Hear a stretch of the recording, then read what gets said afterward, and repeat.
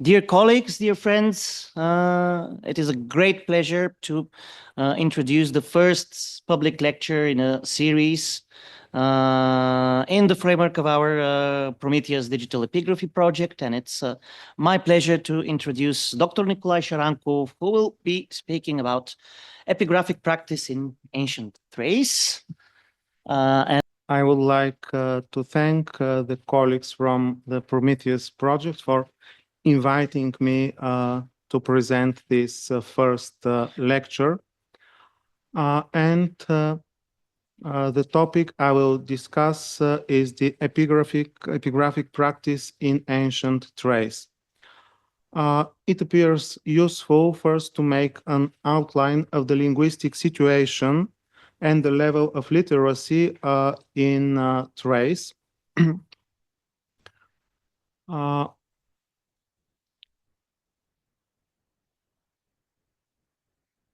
from the 6th to the 4th century BC, the Thracians made some attempts at writing in their own language. And there are a few inscriptions, either in local scripts or in Greek letters, but their texts remain generally obscure. So we unfortunately cannot tell much about this early literacy among the Thracians, and soon they changed their writing to Greek, probably because they used Greek letters. They started writing in Greek.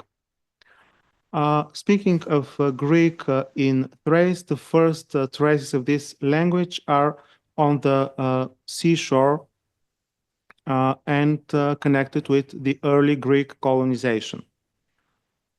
During the Greek colonization, numerous cities were established along the Thracian coasts of the Pontus Euxinus, the Propontis, and the Aegean, and started spreading the Greek language and literacy. As early as the 6th century BC, the citizens of Apollonia Pontica already had a practice of setting up inscriptions. However, the earliest Greek inscription found so far in Bulgaria, it is, of course, from Apollonia, the earliest colony on the territory of present Bulgaria, but it is written in the Cnidian alphabet because it is a dedication by a person from Cnidus who made his dedication to Apollon Iatros, the main god of the city. The earliest inscriptions on stone are funerary stele, and it is interesting that they are made in verse. The first example, the earliest attempt, is an incomplete hexameter, which is still written in Baustrophidan. The text starts from the bottom line, Mnema tode Aspasies ergino. This is the monument of Aspasie, daughter or wife of Erginus. And it is the beginning of a hexameter, Mnema todas Aspasies ergino. The next example is the funerary stele of Deines, son of Anaxandros, which is, of course, famous as one of the masterpieces of late archaic Greek art, but it is equally significant because of its inscription in verse. The literacy in these Greek colonies was widespread, and I will show an interesting example. This is a curse written on a bow by a woman named Aristocrate. It is dated to the 4th century BC. And this woman lost her house at a trial. And being a single woman, she couldn't expect anything from the authorities in a Ionian Greek city. Therefore, her last hope were the gods. whom she asked for justice and punishment. And in this unusual text, however, we can see that this woman was well acquainted with the written language. There are many texts which were incised by ordinary people on fragments of pottery, the so-called ostraka, which were the cheapest and easiest to find material for writing. An example of this common practice is this account of some purchases made in Odessus, modern Varna, on Bulgarian Black Sea coast, probably during the preparation of a festival. We see, for example, 27 drachmae and 1 obolus for the sellers of felt, 5 drachmae and 2 oboloi for libation, 2 drachmae for food, etc. And although the relations between the Greek colonies and the local tribes were initially hostile, and the Thracian population didn't appear to be highly receptive of Hellenism, the Greek language and culture gradually penetrated into the interior of Thrace. Beside the colonies on the coasts, several market towns and trade posts were established in the interior. And after Philip of Macedon conquered Thrace, he founded in it several colonies, and the new settlers were, of course, speakers of Greek. During the Hellenistic period, the Thracian rulers acted as typical Hellenistic kings, and Greek became the common written language in Thrace, as proven by both official and private inscriptions. This map shows the examples of Greek writing in Thrace until the early Hellenistic period. We see that we have many such examples along the rivers in the interior. And numerous graffiti and inscriptions on stone with Thracian names show that the upper classes easily accepted this new medium of communication.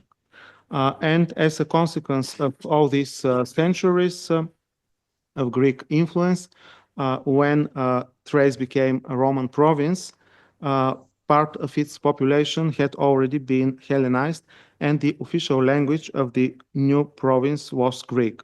The language border, which has been thoroughly studied on the basis of epigraphic evidence, shows that the whole of the Thrace belonged to the Greek area, and some interpenetration of Greek and Latin had place only around the language border. However, a large part of the population, especially in the villages, has not been much affected by the Hellenization. Apparently, many Thracians were bilingual, so that they might live in a society where Greek had forced their vernacular language out. On the other side, the Roman period saw an extended use of Thracian personal names, which are attested up to the 6th century AD. We have, for example, the famous inscription for the foundation of the Emporion of Pisus in 202 AD, where more than 100 settlers for different villages were gathered in order to establish this new Emporion. And almost all of their names are Thracian. So these persons, although Thrace was a Roman province from 150 years, and Greek was its official language, these people still use their Thracian names. Unlike the case in other Roman provinces where the local population easily accepted Roman or Greek names and instead of their local traditional names. And we have even some people of high rank which still had Thracian names in the late antique period. This is an example of two person belonging to the aristocracy in the Constantinian period, which bear Thracian names with Latin suffixes Dinius from the common Thracian name Dinis and Bituanus from the common Thracian name Bitius.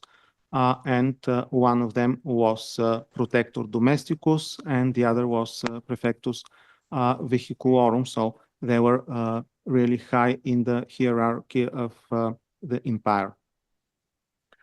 Another thing which we should mention is the use of Thracian as a religious language and the evidence about translation of the Bible in Thracian.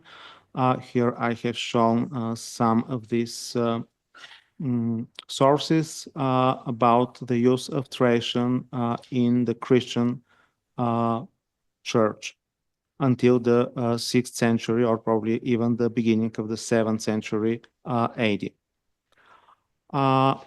Another thing which bears out the suggestion for an extensive use of the Thracian language is the illiteracy or semi-literacy of which can be seen in many Greek and Latin inscriptions set up by persons whose Thracian origin is revealed by their names.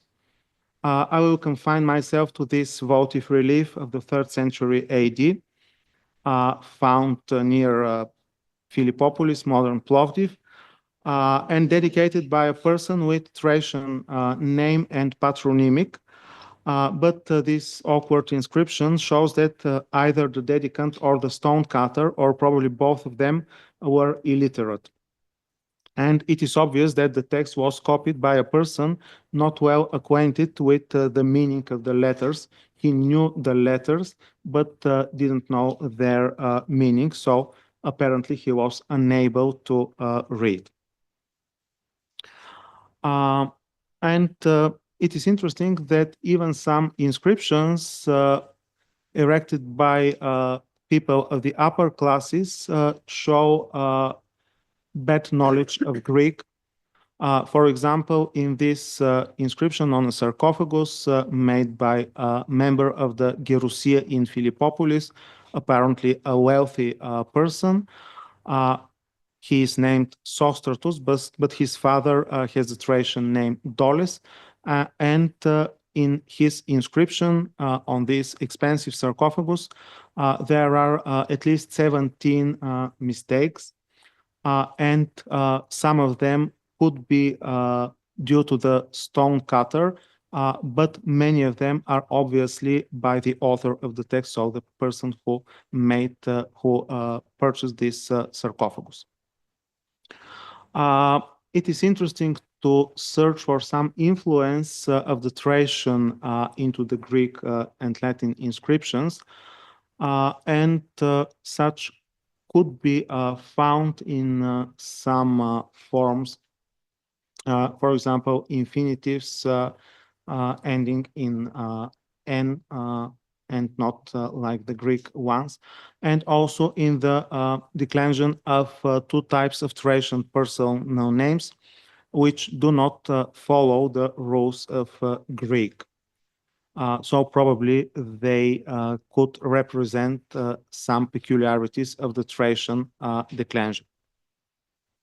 And another interesting example in an inscription from Pautalia, present Custindil, we see that the text prescribes that on a certain day of a festival, the people should not eat meat, but the word for meat is a word gente, which, as we know from several texts, was a Thracian word corresponding to the Greek word for meat, kreas. So obviously, in some religious practices, they still used Thracian.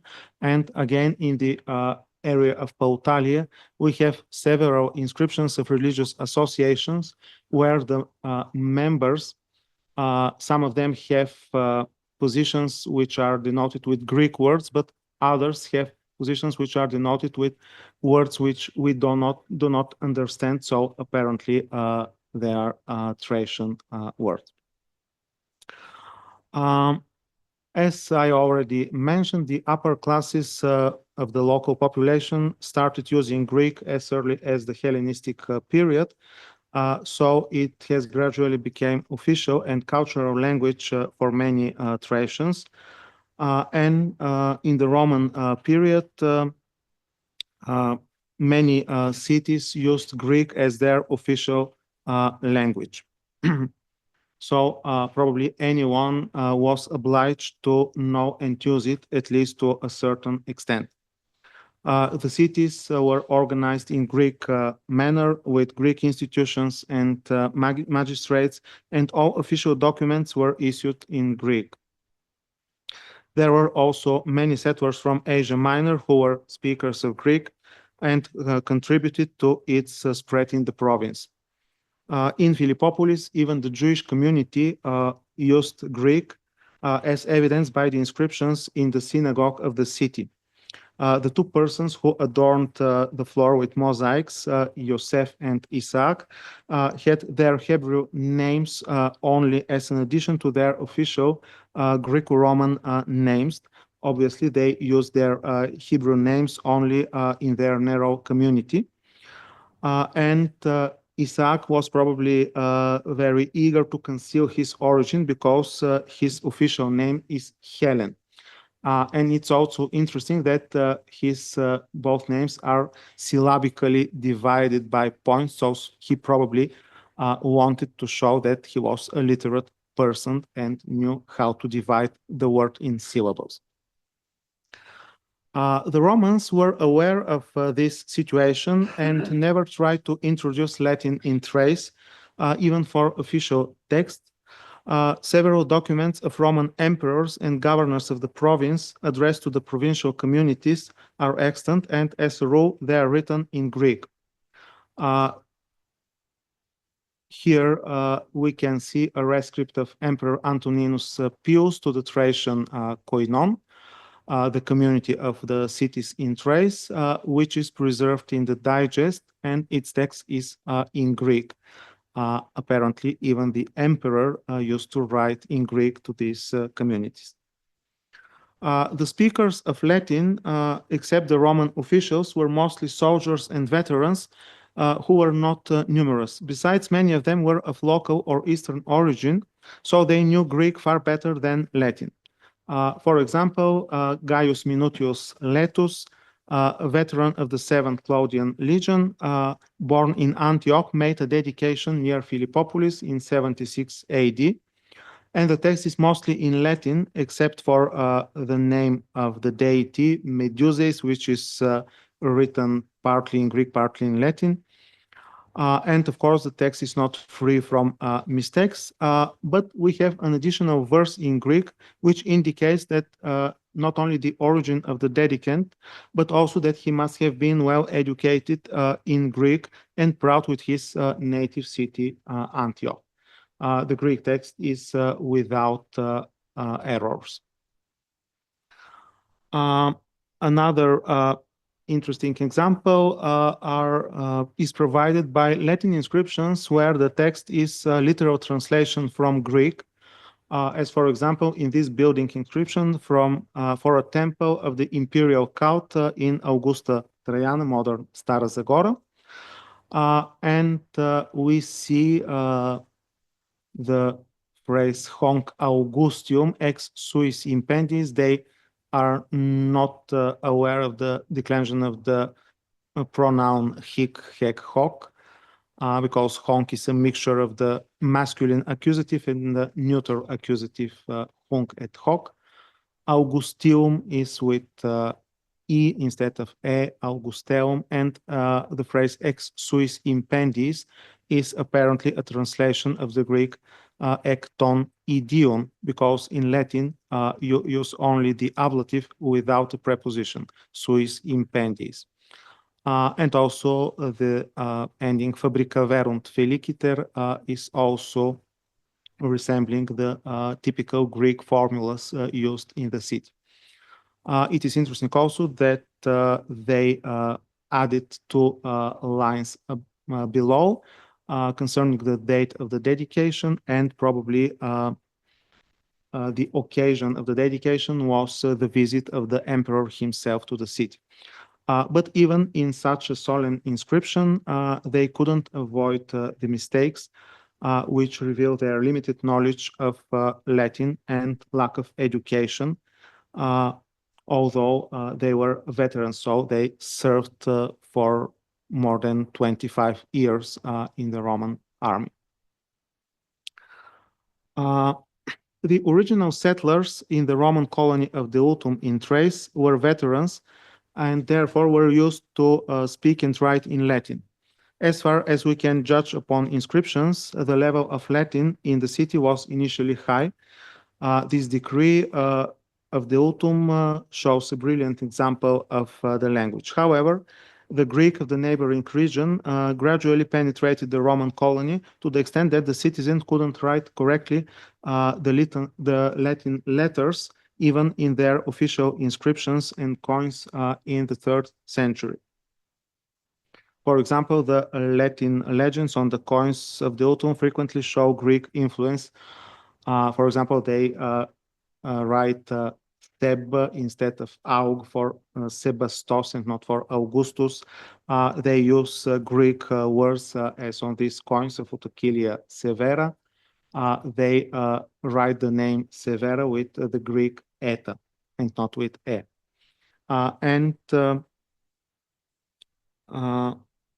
We have other examples. For example, the wife of Severus Alexander, Barbia Orbiana, was renamed by the local citizens in Urbana. Probably this name was easier for them than Orbiana. We have a series of inscriptions for Philip the Arab and Autokilia Severa, where the stonecutter used Greek rectangular sigma instead of Latin S. And in the second example, we can see that they didn't know the dative ending in Latin. They initially wrote Autokilia Severa and then added small letters E above the A to indicate the dative. Another interesting example is of some Latin speakers who knew Latin only as a spoken language but couldn't write in it, as it is evidenced in several inscriptions with Greek letters, while there are no examples for the opposite, Greek written with Latin letters. Here we see a dedication where only the names of the dedicant are written in Greek. The other part of the text is in Latin, but written with Greek letters, and this Latin is not very correct. For example, ex uotu has the Greek ending for genitive, probably because of the preposition ex, and posi instead of posu. Here another example, a soldier who made dedication, Genio Hercule, written with Greek letters, or this late antique funerary inscription of Duca Uxor Florino. We see that both the husband and the wife bear Latin names, but the text is written with Greek letters.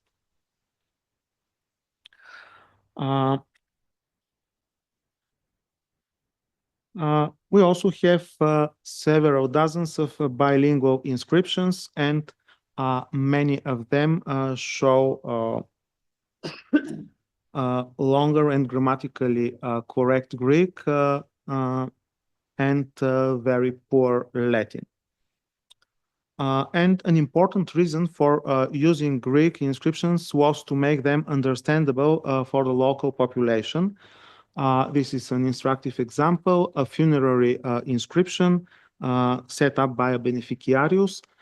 So the beginning of the text is in Latin, where he mentions his name and the name of his wife. But the second part concerning the fines for tomb violators is written in Greek. Here, I don't know why it is inverted this image.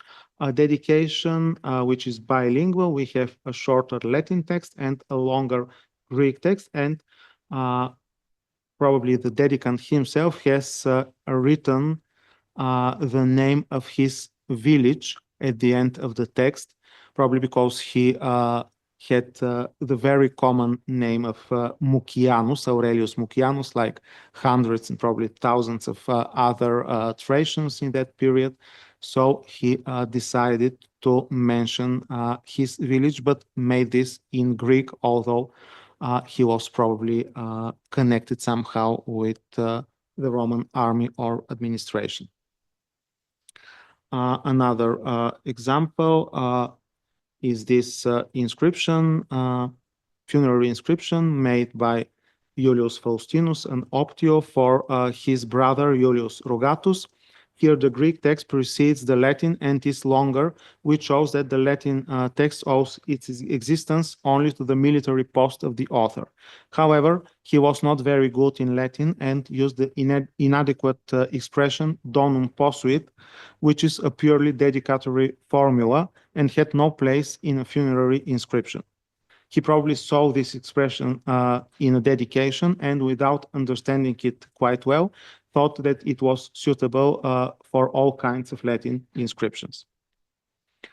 There are also a few inscriptions where the Latin text is intentionally different from the Greek, which shows that the speakers of Greek in Thrace were not competent in Latin and vice versa.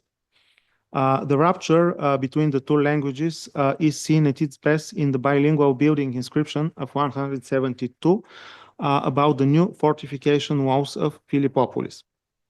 The Latin text informs us that the walls were built by the Emperor Marcus Aurelius for the city, while the Greek version proudly says that it was the most brilliant metropolis that did it, after the emperor only provided the money.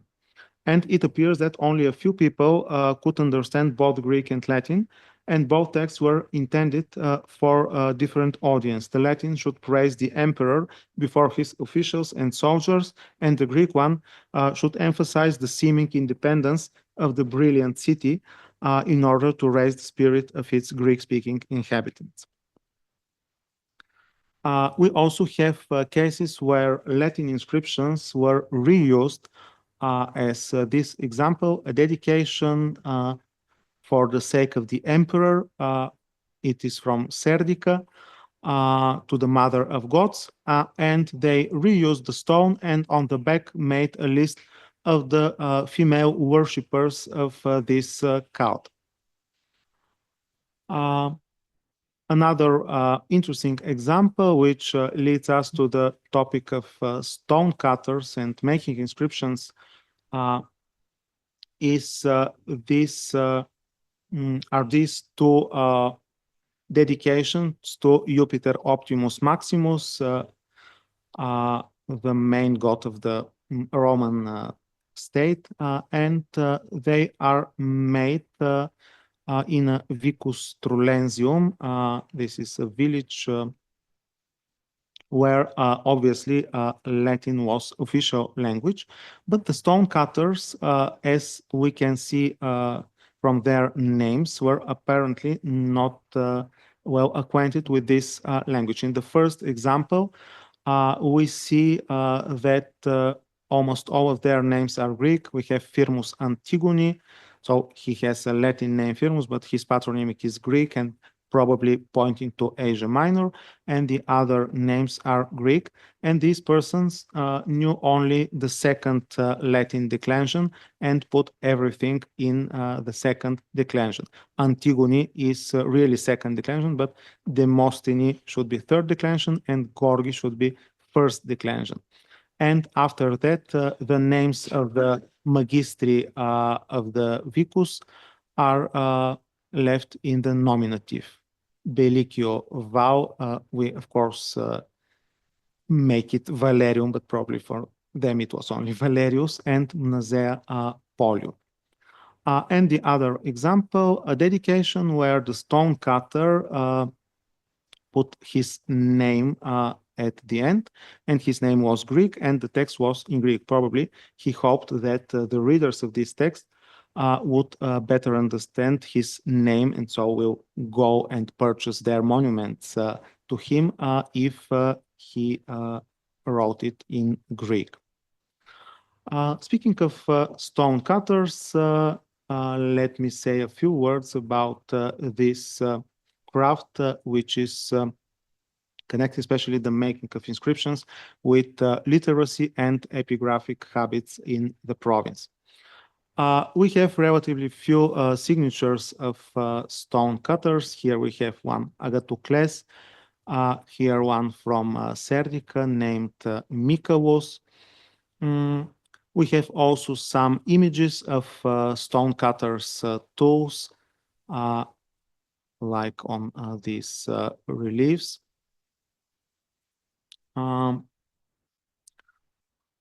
So usually the stone cutters who made inscriptions received stone blocks from the quarries, and sometimes their efforts to make a monument were minimal, as we can see in this funerary monument.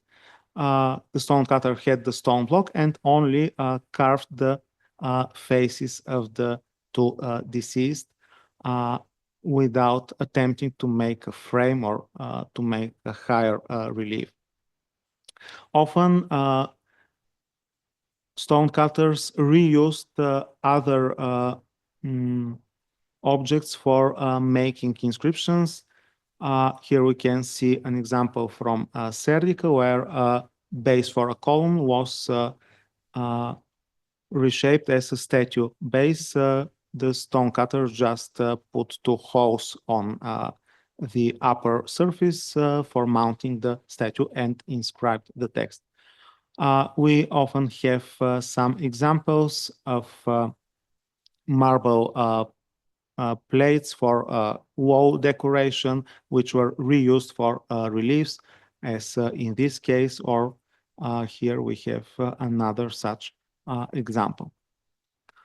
We also have many reused inscriptions with traces of earlier inscriptions. For example, here we see at the margins traces of an earlier inscription. On some examples, we have traces of stone cutters tools. For example, on this stele, we see the initial drawing of the pediment of the two fields, of the relief field and the epigraphic field. And apparently, when he cut the stone, he didn't use all of his markings, so probably he changed his mind during the work. Here we see another example.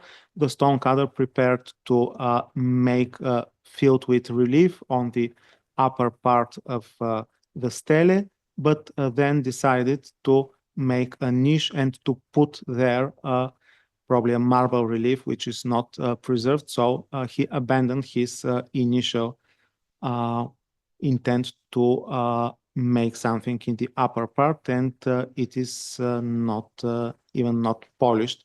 We see three lines from this initial design. We have many traces of stone cutters, tools, of chisels. For example, we see how the stone cutter tried to work with different chisels or in different direction. Here we see on the left some examples of this.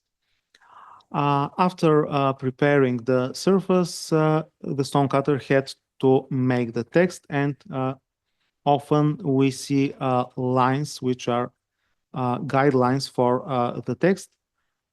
Here is an interesting example, a dedication where the stone cutter initially made 3 lines for the text, but then he decided to not use them.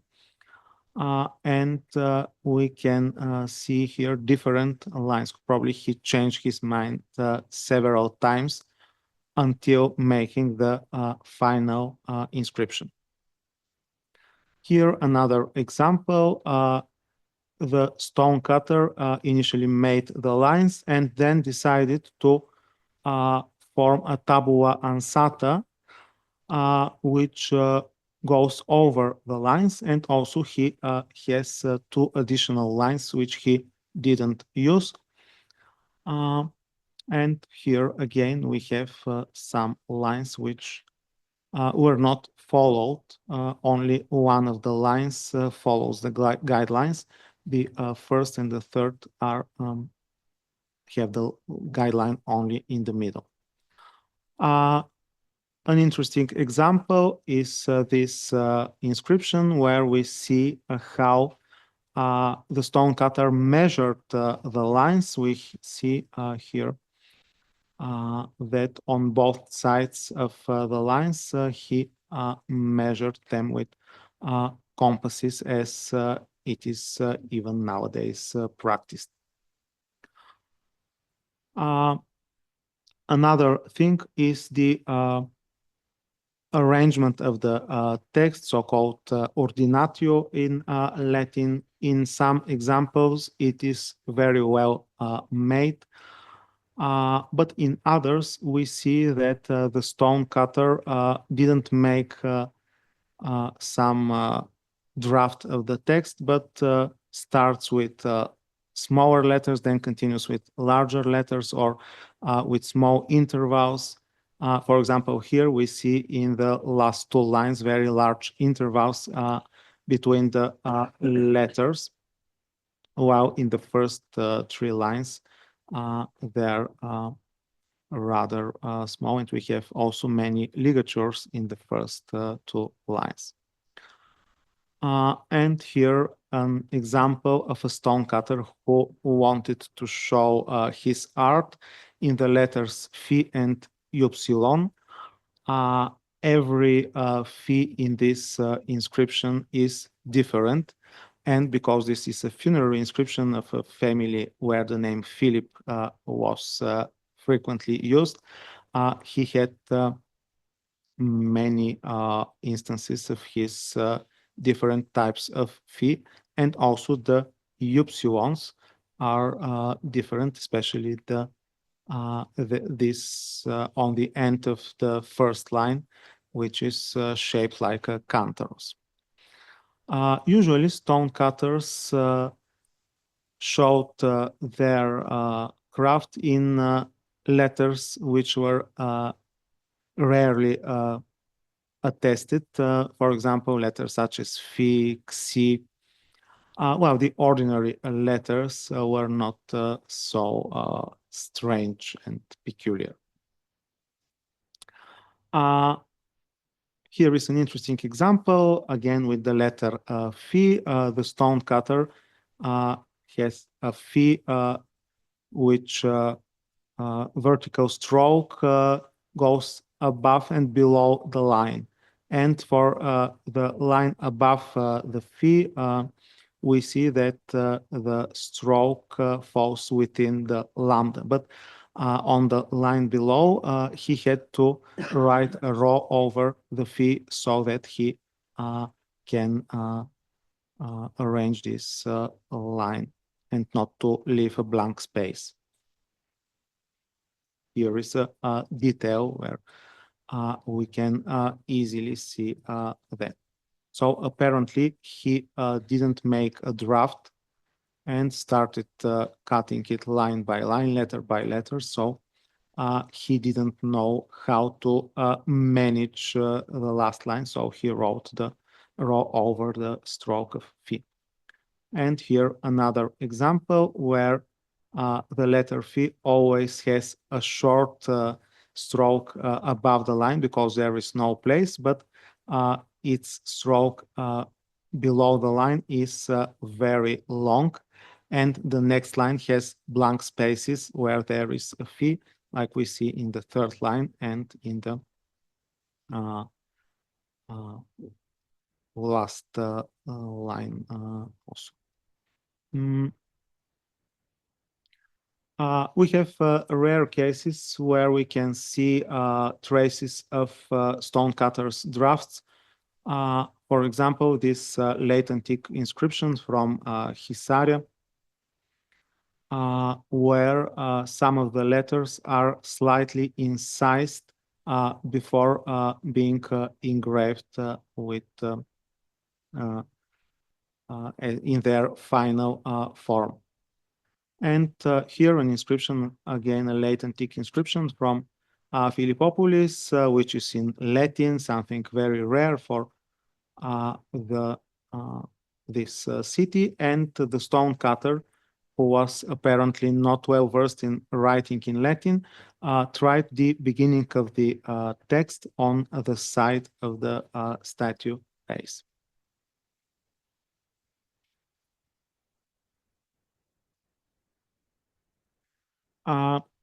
Very interesting are some examples where the stonecutter had to cope with some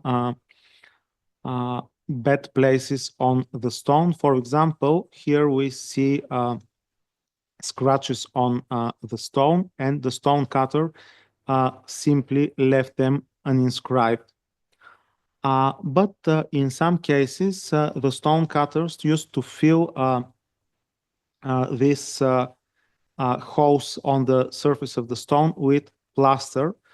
As we can see on this example, here the plaster has not been preserved, but we see that some of the letters are only partly written, so their other parts were on the plaster, which is now missing. And here a very rare example where the plaster survives, and we see that the stonecutter filled the holes in the stone and wrote the letters there. And now the surface of the limestone is yellow because of the time, but apparently when this was new, one could hardly see the difference between the color of the plaster and the limestone. Other thing which was important for the inscription was the coloring of the letters, and also not only of the letters, but the entire monuments, the reliefs. Here on the left, we see a dedication which was made for the sake of a person who was probably an important religious official, probably a priest of the imperial cult. And it was made by a stonecutter together with a painter. And according to the text, their work was equal, and the painter was not regarded only as some person who will color the text in the relief, but he was equal to the stone cutter. And of course, we have a few examples where the colors are preserved on the monuments. Unfortunately, in most cases, they are not preserved, so we can only suggest about their existence. For example, where the text is not consistent. For example, here we see a liquid flowing on the frame of the relief, and the letters are not written on this liquid. And in other cases, we see a blank space in the text. Obviously, it was painted. This blank space is usually below a vessel. So probably there was water painted here. We have many such examples. And the other case is the snakes, which sometimes go on the frames. We also have some traces of painting or the missing painting, where we see that some letters are not written. We have now blank spaces, but apparently, originally they were written. And we have a very rare example of such a letter, again, in one of these inscriptions from the autumn, where the stone cutter omitted the letter R in castrorum in the title of the Empress Utacilia Severa and wrote Matri Castorum. And then the letter R was added in ligature together with the T. So it became castrorum, but usually this paint is not visible. We also have some cases where letters were written erroneously and then erased. For example, in these two inscriptions from Odessus, we have several instances of the letter iota, which was then erased. But we still see traces of the letter. Or sometimes larger parts of the text were corrected.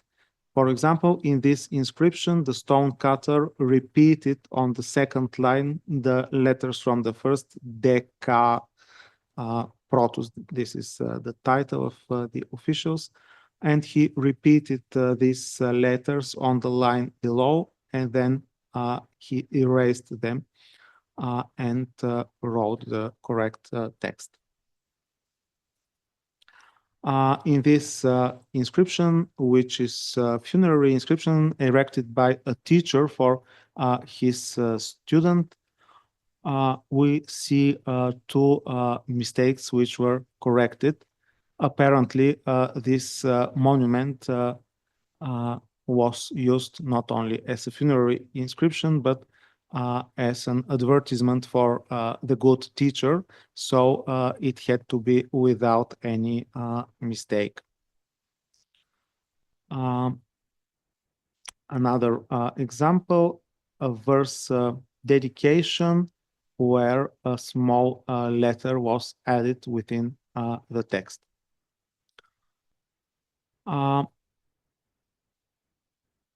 Another interesting example, an inscription which was initially made for a person named Dionysius Protagoru, and we have the greeting Haire, which is common in funerary inscriptions, but then the wife of this person also died and her name had to be written, so they awkwardly added it around the greeting Haire.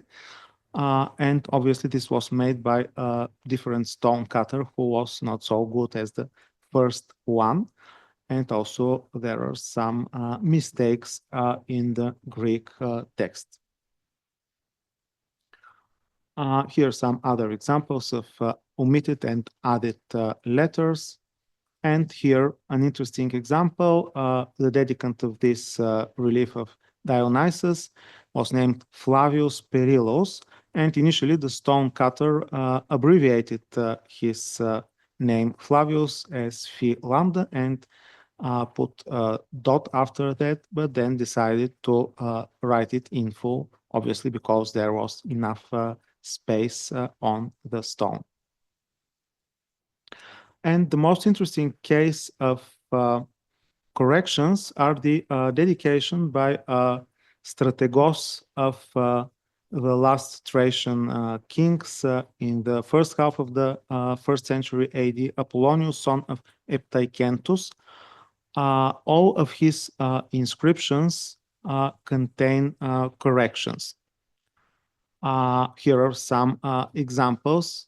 Obviously, he had stone cutters who were sent to different places where he made dedications and corrected his inscriptions. For example, he corrected the title of the Thracian ruler, who was originally Dynastis and then became a Basileus. So in all inscriptions, the title was corrected. And he also corrected his own titles. Here we see a strange correction from strategos anchiao to strategos peri anchiaon. The difference is not so big, but he decided that he should change his title. And the final example is this inscription, where only 2.5 lines of the original text remained, and all the rest was rewritten. Apparently, it was connected with the title of the Thracian king, but probably some other things had to be corrected as well. And another example of frequent corrections is presented by the lists of persons. We have numerous such examples. Obviously, this type of text was the nightmare of stonecutters with all different names. Sometimes we have entire lines which are erased and written again. This is example from the inscription of Pisus with these more than 100 Thracian names. The poor stonecutter was apparently not very happy with this text because we have dozens of names which were partially or entirely rewritten. And this is an interesting example from Serdic list of the members of the Gerousia, which was initially written about 200 AD, but then other names were added to it. And we have some names which are with different letters, or very interesting are two names where the letters were initially written smaller, and probably the members of the Gerousia whose names were there said, why my name is written with smaller letters than the name of my colleagues. So the stonecutters made larger letters. For example, in the first image, we see the name Kelso, which was initially with smaller letters, and then they were extended so that they become larger. Of course, except these stonecutters, we have many examples of writing of ordinary people, and this helps us to understand better the education in this region, because direct evidence on teachers, rhetoricians is relatively scarce. We have only two epitaphs connected with teachers, one of which I showed to you, and only 5 bases of statues of rhetoricians. But the numerous graffiti usually attest to the literacy or illiteracy of their creators. The texts are not always free of errors, but they usually show experienced and skillful hands which were well versed in writing on soft material. Here we see a graffiti where the person Theodoros initially wrote his name in the nominative, but then decided that it would be better to write the name in the genitive, since it had to denote his possession of this vessel. So he changed Theodoros to Theodor. A good indication for the spread of literacy, even in lower strata of society, can be found in inscriptions on bricks. The persons who produced bricks and roof tiles, how strange it may seem, were literate, and their handwriting is rather good. I will confine myself to 2 examples. A roof tile which served as an advertisement. Here is a drawing. We see here that the person, his name is not present, but he advertised his roof tiles, keramidia, which he made in his village, Kome. Unfortunately, the name of the village is also not preserved, but apparently he sent his roof tiles to another village and expected that the people there could read Greek and could understand that these beautiful roof tiles are made by so and so in that village.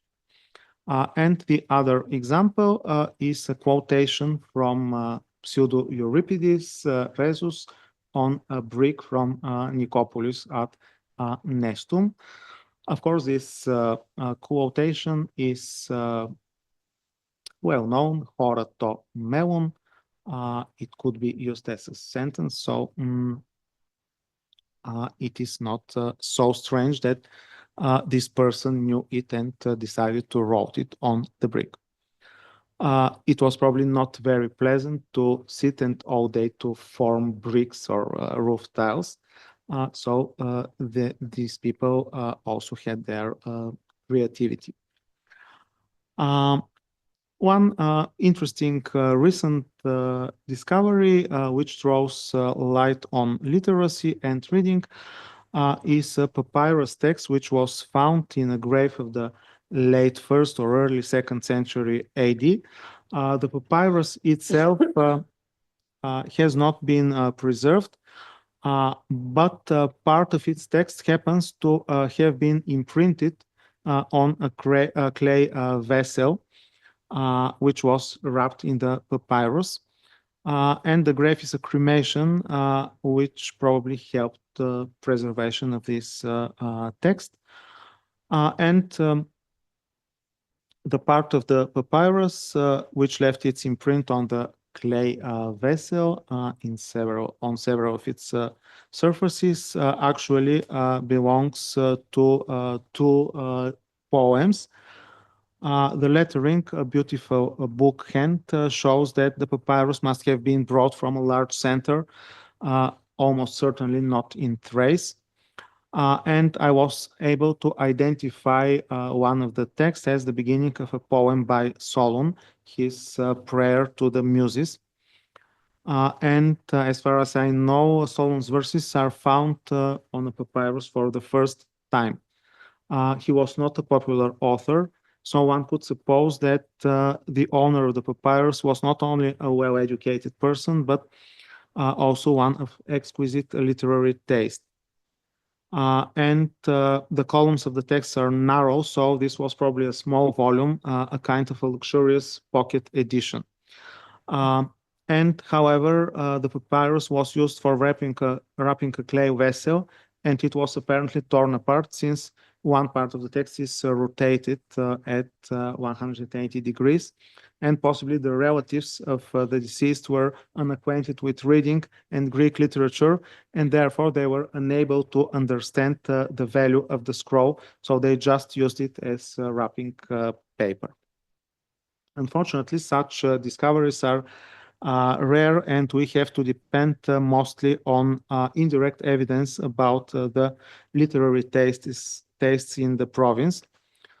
A recently found piece of possible evidence about a preferred author is a graffiti on the wall of the library in Philippopolis in large letters with shapes influenced by, I don't know why it is turned to 90 degrees, but we have someone who wrote 3 times the name Demosthenes on the door of the library. And I'm inclined to think that this Demosthenes was indeed the great Athenian rhetorician, and one of the readers in the library wanted to express his admiration, or at least to pretend that he admired this most eminent author. Another example is this fragment from a glass bowl, again from Philippopolis, depicting a scene from a play by Aeschylus. The fragment, we have only the name of the author, and the name of the play was on the other side, which is not preserved. But the image where we easily recognize a woman stirring something in a large jar should be identified as Kirke. So this is a scene from Aeschylus' lost satyr drama Kirke. Of course, this by no means indicates that the owner has read the play of Aeschylus, but he certainly wanted to be regarded as a literate person by his friends and guests, so he bought this bowl. The theater was another factor contributing to the high level of Greek in the cities. We have theaters discovered in several cities of Thrace, of course, in the old Greek colonies, but also in the interior, for example, in Philippopolis or in Serdica. And we even know of a local playwright, Nicias from Augusta Traiana, who was honored by the city with a statue, as the verse inscription says, because of the pleasant mimes he elegantly wrote. And besides this activity, Nicias, who belonged to one of the noble families in the city, held several administrative posts and was a priest of the imperial cult. This again shows the high regard of poetry among the Thracian elite. Of course, verse inscriptions are the most important source of information on literary tastes. And the analysis of this text written by local poets allows us to identify literary borrowings and therefore understand who were the Greek poets read in Thrace. Certainly, the most popular author was Homer, but we can also trace influences from drama, elegy, and even lyric poetry. Two inscriptions attest the love of the locals to the image of Alcestis. This is a verse epitaph from Odysseus, where a woman is compared to Alcestis, and another one is a mosaic from Augusta Traiana, where a priestess of the imperial cult, Sabina, is presented as Alcestis, and apparently her husband was presented as Admetus. We also see the name of Heracles. Unfortunately, the image is not present, but it should have represented Alcestis, Admetus, and Heracles.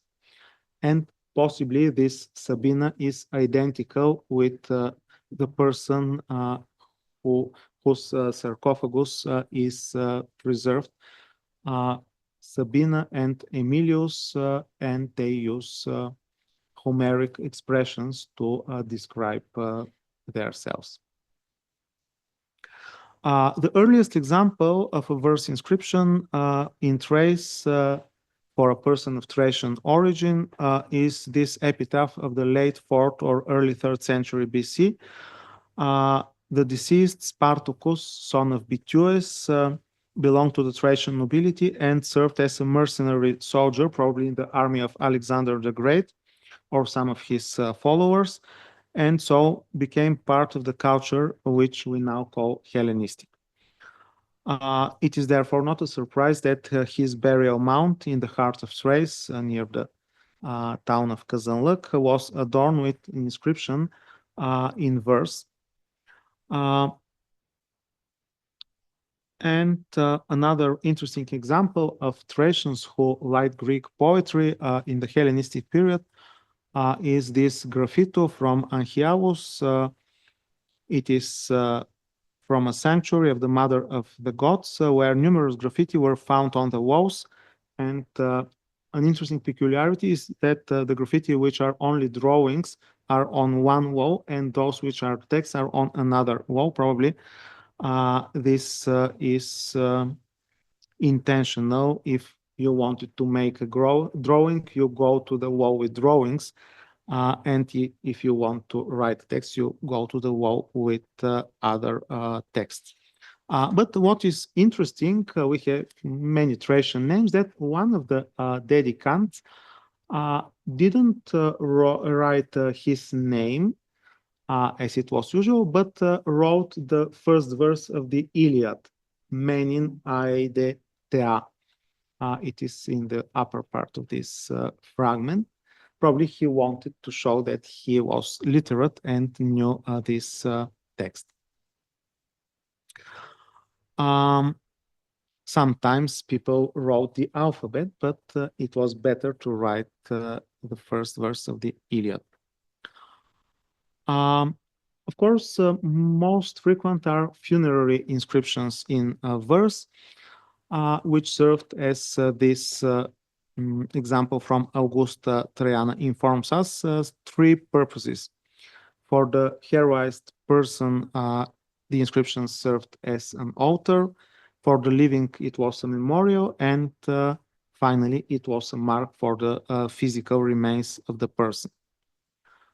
And we have many grave epigrams among these inscriptions.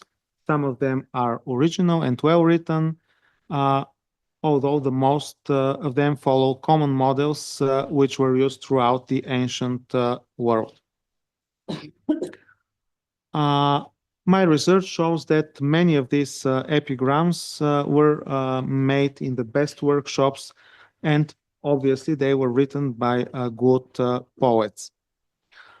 An interesting example and a rare example is this fragment of an epitaph from the 3rd century AD. It is remarkable because of its use of Aeolic dialect. We have, for example, amudis, which is the Aeolic for hammer, the modal particle ken, the psilosis in pent oios. Unfortunately, we don't have the entire text, but we understand that in Philippopolis in the 3rd century AD, there were some poets who could write in this very difficult Greek dialect, which was extinct already for centuries.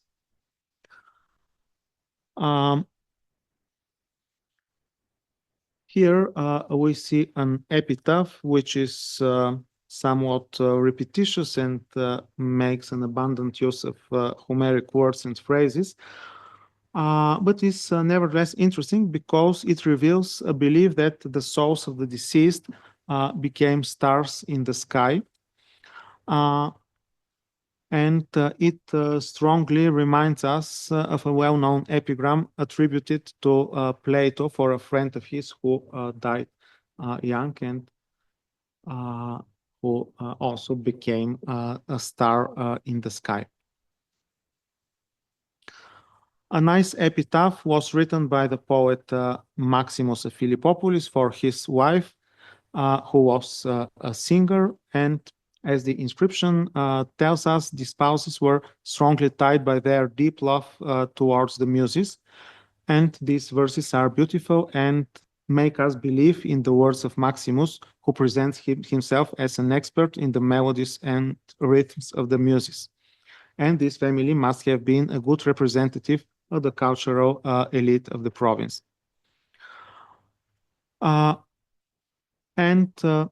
Again, I will show this epitaph set up by a teacher for his pupil, and these corrected mistakes. Obviously, the teacher intended this monument to serve as an example of his competence, and probably he closely inspected the work of the stone cutter. Another example of the use of poetry for advertising is this dedication by Bert Serre to Apollo in Philippopolis.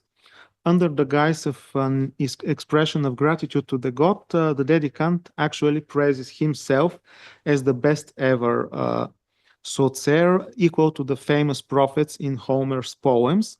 And the text is almost entirely made of Homeric phrases, although it is not free of metrical errors. And it is significant that he compared himself to Cauchus, to Polydamas, to Halitherses. Apparently, he believed that these names should be well known not only to the readers of his own time, but to future generations as well. After we turn to verse inscriptions connected with religion, let me show this example, which attests to the significance of poetry. We have a dedication to Apollo made by a family of Thracian origin, but they used for the beginning of their dedication, they also used many Homeric expressions. They used the beginning of a popular epigram quoted as early as the 4th century BC by Demosthenes and found in various inscriptions throughout the Greek world. The original epigram was about the dedication of a beautiful altar. However, in our inscription, the dedicants mechanically replaced the word altar with one of the names of Apollo, Phoebus, and so the god became beautiful. And the text didn't say what was the object of the dedication. And the second verse was made from two Homeric words, ede signetoi, with the names of the dedicants, without regarding the poetical, the metrical pattern. And it's interesting that, however, the author changed the declension type of the Thracian patronymic Aulzenis and used an Ionic form for the genitive, probably to make it look more poetical. And the rest of the text shows the same method of work, to use as much Homeric forms and phrases as possible. Here a statue of Orpheus from Augusta Traiana, which again was dedicated with a verse inscription on its base. It is rather good and metrically correct, besides the first verse with the name of the dedicant, and it is highly probable that the author used some existing epigram about Orpheus and simply changed the beginning, adding ineptly the name and ruining the metrical pattern.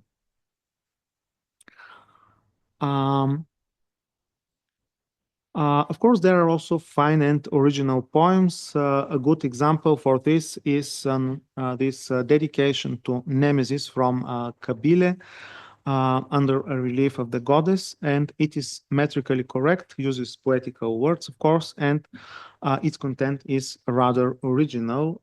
The author says that he was apparently a sculptor, and he says that he dedicates not gold or silver, but a skillfully made relief worthy of both gods and humans. An interesting type of dedicatory inscriptions combines poetry and prose. Usually the beginning is in verse or consists of poetical epithets of the god in the vocative, and then there is a common dedicatory inscription in prose. And the poetical parts in this case seem to have been inspired or even borrowed from some hymns and probably served as a kind of prayer. Here is an example of dedication to Hecate, which begins with some poetical epithets and then continues with a normal prosaic text. And another dedication to Apollo, which starts with poetical names and epithets of the god, and then continues with a common formula for dedications. And we should know that Christians also used to set up inscriptions in verse. Many of them were from Asia Minor and probably had acquired there the taste for poetry. It was probably not a coincidence that the two earliest Christian inscriptions, or inscriptions of Christians from Thrace, are in verse. The first one, we have the main inscription in verse of a person from Laodicea in Asia Minor, and the verse text is normal, but on the upper surface of the stone, someone scratched that this person, Kurila, was a faithful Christian. And the other example, which is from the early 3rd century, the epitaph of Tatianus, He was a Christian and made this funerary inscription in verse, but he encoded the name of his god with the number 888. And at the end, he put an abbreviation for Nazarenos, and the text mentions only Theos, which is probably more safe than to name Jesus Christ in this period. Um, and Probably these persons didn't want to explicitly demonstrate their religion because it was still dangerous, but the poetical form enabled them to put some vague expressions about God, which were understandable only for their fellow Christians. And here another example, epitaph for a Christian family from Nicopolis at Nestum, where we have numerous Homeric words and expressions. However, the persons are Christians. They again speak only about God, but from the text we easily understand that they were Christians. And at the end, let me say a few words about official inscriptions in verse. The only city to have regularly set its inscriptions in verse appears to be Augusta Traiana. I must say that many prosaic inscriptions from this city contain poetical words or phrases which attest to local literary tastes and high literacy. For example, this honorary inscription for a rhetorician is in prose, but at the end it's used the phrase dogmati peitomenos, which is an obvious hint at remasi peitomenoi at the end of the famous epitaph of the Spartans who died at the Thermopylae. The rest of the text is in prose, but we have at the end is dogmati peitomenos, which is like the end of the pentameter. Here is one example from Philippopolis, a monument for a rhetorician, but it was not erected by the city, but by some private persons. But again, we have part of the text in verse and another inscription again in verse for a rhetorician. So probably rhetoricians deserved the verse inscriptions better than other persons. But let me return to the official inscriptions in verse from Augusta Traiana. We have a person named Marcus Aurelius Asiaticus, who was honored with a group of 3 inscriptions, one in prose and 2 in verse, of which we have only the second one preserved. And this is the inscription where we see the added letter nu, probably because this nu is important for the metric of the verse. Without the nu, it is still correct, but the metrical pattern will be incorrect, so they decided to add it. And another example for the 260s AD, this verse inscription on the base of a bronze statue of Aurelius Marcianus, the famous general of Emperor Gallienus, who actually saved the Balkans from the Gothic invasion since 267-68 AD. And the statue of this person, most faithful to the emperor and most eminent in warfare, was erected by the chief magistrate of the city, who happened to bear the same name, Marcianus, and this was elegantly played upon by the author of the epigram. Lachon unuma tauto philo. And another example for an official verse inscription is this elegiac distich honoring a military commander named Asper. He was initially identified with the famous general of the 5th century AD, but the lettering actually seems to belong to a much earlier date in the 3rd century. So it is probably connected again with this Gothic invasion of 267. And this tradition continued well into the 4th century AD. This inscription on a statue base for Emperor Constantine II from the village of Novoselets, erected by the city authorities. It is not exactly in verse, but its beginning is made entirely of poetical words and phrases. And these old traditions were not abandoned in the late antique period, and the cities never ceased to spread education and literacy. And in order to end my presentation with the 6th century verse inscription, in the manner of the ancient authors, I would like to show this example found in a monastery near Augusta Traiana. Its author and the person it refers to were undoubtedly clergymen, and yet the text quotes as an important argument not the Bible, but backs up its ideas with a verse from the Odyssey, as the sweet Homer said, earth nurtures nothing feebler than man.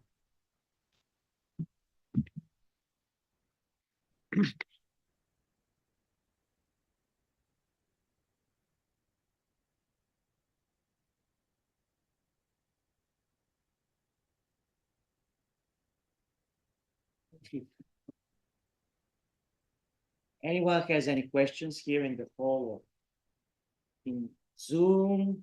You can unmute yourself, or I will unmute you.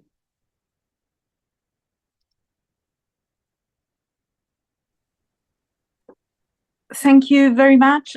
Could you hear me? Yes. Yes, quite well. Thank you very much. It was very interesting. Unfortunately, I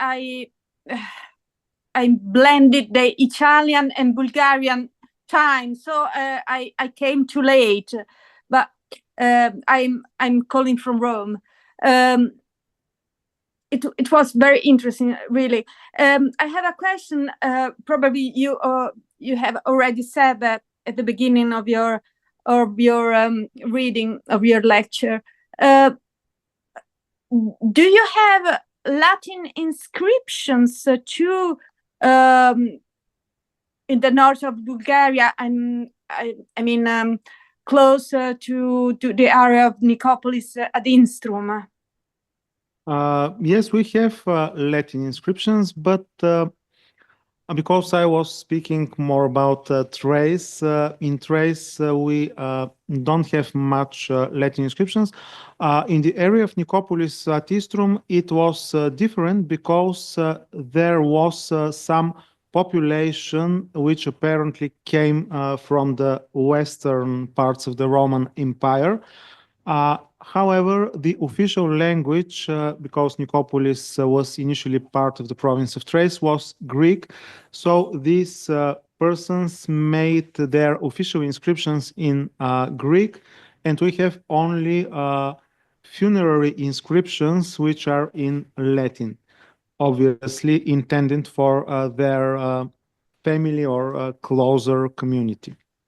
But we don't have official inscriptions in Latin, although we have numerous indications that at least part of the population came from the West. Thank you. May I wrote an email to you in order to ask about bibliography on this Yes, topic? certainly. I'm working on Ulfila and on his alphabet, so it is very interesting for me to have a recent bibliography on this topic. Thank you. Mm.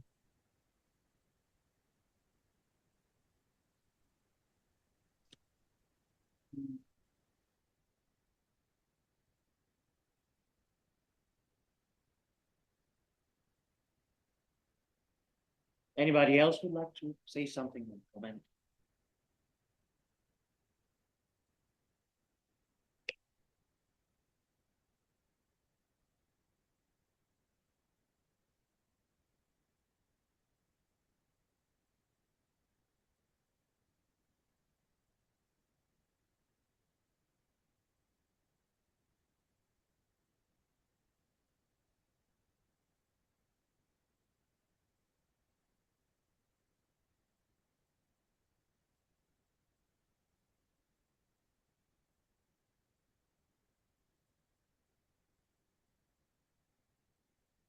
Okay, see,